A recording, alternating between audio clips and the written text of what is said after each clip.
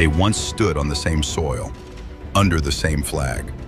But when the Yugoslav dream collapsed, so did the peace. Croatia and Serbia went to war.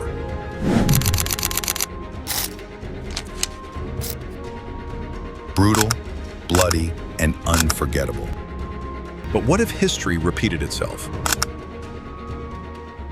In a world of drones, jets, and NATO alliances, who would win if Croatia and Serbia went to war today? From 1991 to 1995, Croatia fought for its independence against forces loyal to the Yugoslav government and Serbian militias. What started as a political separation became a full-scale war. Thousands perished, and cities were reduced to rubble.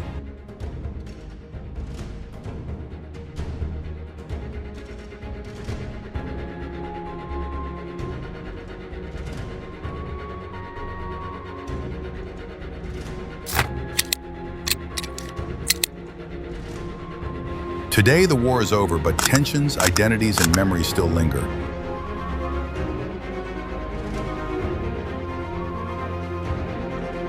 On paper, Serbia has more troops, but numbers aren't everything. Both countries still rely on the M84 tanks, remnants of Yugoslav engineering, but Serbia is investing more in upgrades.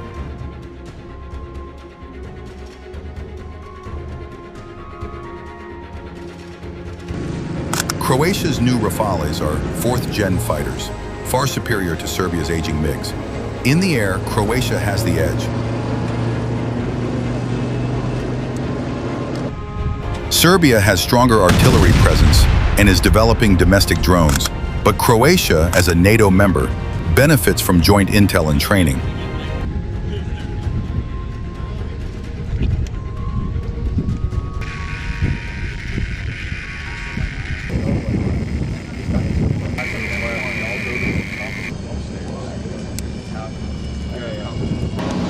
Here's where the game changes.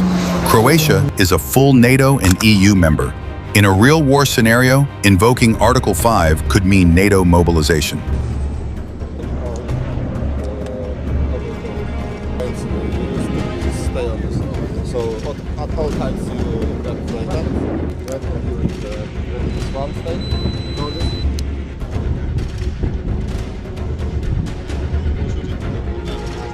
Serbia maintains military neutrality, but buys weapons from Russia and China.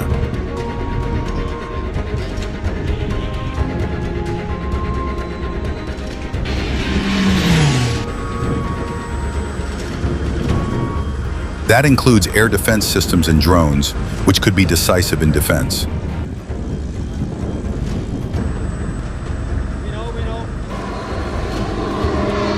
Let's imagine a conflict breaks out in eastern Slavonia, near the Danube River.